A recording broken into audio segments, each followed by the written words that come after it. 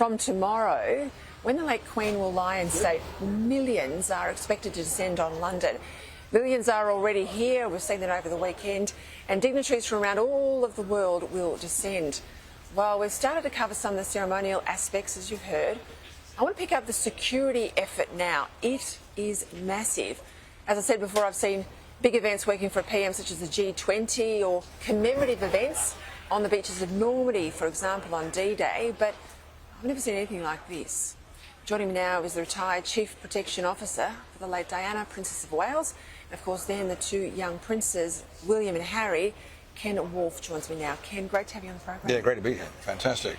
Give us a sense, I mean, even just moving from my hotel down the Mall and into our broadcast suite here at Buckingham Palace, everything's taken up a notch today. Of course, we know the Queen will return, her coffin will return to Buckingham Palace tonight. It'll move in a great big procession down to the Houses of Parliament. But there's been a real lift in effort in terms of security. Give us a sense of what's going on behind the scenes. Yeah, well, I think what's happened in the last couple of days, of course, we had a couple of incidents, both here in London and in Edinburgh. I think it slightly sort of spooked the security coordinators. I mean, the good thing about an operation like this, that it's well planned. We know that the code word for this operation is Operation London Bridge. Every single member of the royal family has a sort of a code word, an operation in the event of something going wrong. And I remember in 1997 when Diana died, you know, she didn't have a code And you word. were appointed to a role in relation to the security regarding that. That's right. I was the security coordinator for Westminster Abbey. So, unfortunately, Diana died in a tragic car crash, we know, but there was no code word for her because nobody expected her to die. So what we did was actually lift the Queen Mother's code word, which was then Operation Tay Bridge. And what that means is this is a programme that's worked over many years and worked through, planned, rehearsed, you know, quite a few times. So for this occasion, this operation for the Queen's death would have been practiced many times. But I think we've moved in a different era now, you know, where, you know, sort of global terrorism is something that we learn to live with. Communications is so much easier with all the social media aspects, which actually does make security a bit of a problem.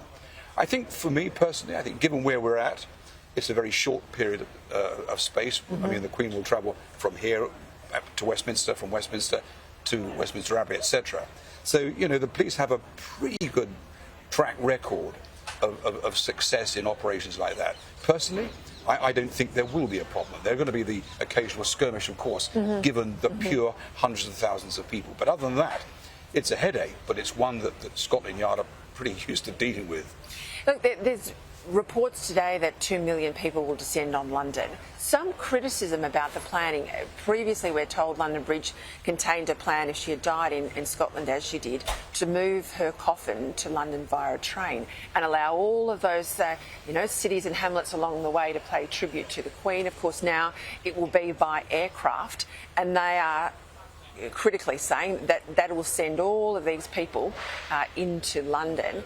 There's talk that London will be declared full. I don't know what that means. Does that mean no one gets in or can move around? But was it a mistake, do you think, to take the royal train out of plans?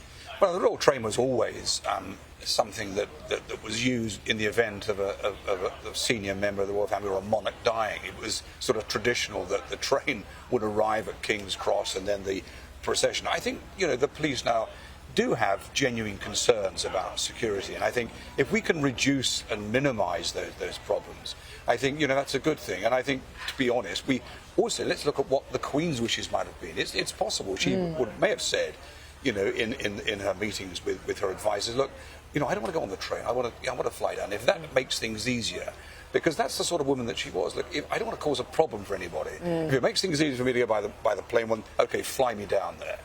And I think, you know, probably, you know, that will be the case. But in terms of people, we've seen it in Edinburgh, we've seen it throughout the country, and I dare say throughout the world.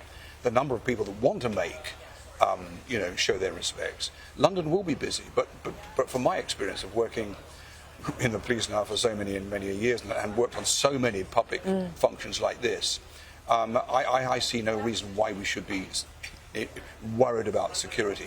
It will be heavy. There will be inconvenience, there's no doubt about that. But hey, this is an occasion that all of us are very unlikely to ever see again. And I have to say, for Australians at home, as you move around too, the crowds are incredibly respectful. I mean, they're queuing up, they're lining for some period of time while doors are open and gates moved to progress around these areas. And, well, it's a British crowd, would expect nothing else, but it's done in a very different way here. And getting more solemn, I think, once the Queen's coffin returns to London.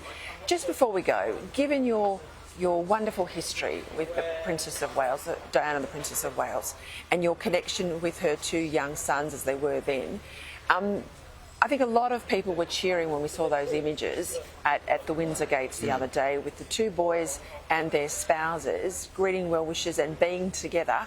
I suspect very much it's something their mum would have wanted, and certainly their grandmother. Well, there's no doubt about it, that I think that sort of reunion of William and Harry at Windsor with their respective wives was something I don't think, the world's media actually anticipated. No, we certainly did not. And, I was asked recently about, how would Diana play a role in this? I think Diana's role would be actually quite crucial, because what I see is that you have William and Harry and their father all clearly at a sort of triangle loggerheads, and nobody seems to be sorting this out. Diana would have been the perfect, broker, perhaps, to sort of say, look, hang on, I know where you're coming from, Harry. I know the problem, and let's try and let's look for a compromise. My own view is that the King now has actually already said that he wants William, Harry, to be happy, but in his master plan, he wanted both William and Harry to be part of his drive for a new monarchy. And I don't think we should give up hope. I think that the King clearly loves his children, and if he can find a way to bring Harry and Meghan back into this in some shape or form, that will be good for the monarchy. That's how I see it. Ken Wharfe, I've watched you for many years on all the documentaries about Diana's extraordinary life. It's a pleasure for me, on a personal note, I'll say this to my viewers, to meet you. Thank you for joining me. You're still here.